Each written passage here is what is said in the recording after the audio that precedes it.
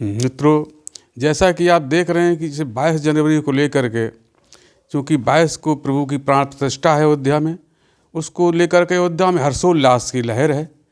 अयोध्या में नहीं, पूरे उत्तर प्रदेश, हम तो ये कहें हिंदुस्तान था, पूरे विश्व में हर्षोल्लास है 22 जनवरी को लेकर के।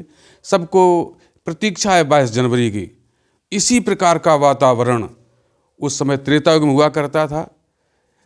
जैसा कि आप जानते हैं, उस समय बड़ा दूषित वातावरण था, विषाक्त वातावरण था। इसको लेकर के ब्रह्मा जी एक मीटिंग ले रहे थे सभी देवतागणों की। वहाँ पर बाबा भोलेनाथ भी थे। तो बाबा भोलेनाथ ने कहा कि लोग एक ऐसी प्रार्थना करो कातर स्वर से, तो प्रभु आएंगे और आपकी ये व्यवस्था जो है उसको देखेंगे, आपकी मदद करेंगे। सभी देवतागण प्रार्थना करने लगे।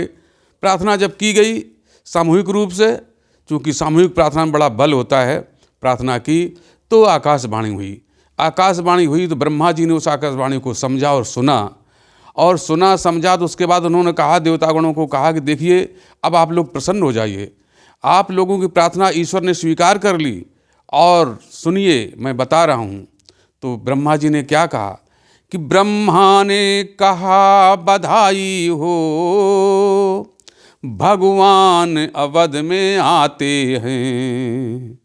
ब्रह्मा ने कहा बधाई हो, भगवान अवध में आते हैं। सुर बोले हम बानर बनकर उनकी सेवा में जाते हैं। सुर बोले हम बानर बनकर उनकी सेवा में जाते हैं। ऐसा जब बाबा ने सुना कि सारे देवतागण अयोध्या जा रहे हैं, प्रभु का अवतार हो रहा है, तो बाबा बता रहे अपनी पार्वती मैया से कह रहे हैं कि पार्वती जी से क्या कहा भोले बाबा ने कि मैंने कहा कि प्रियतमे बताऊं क्या तुमको।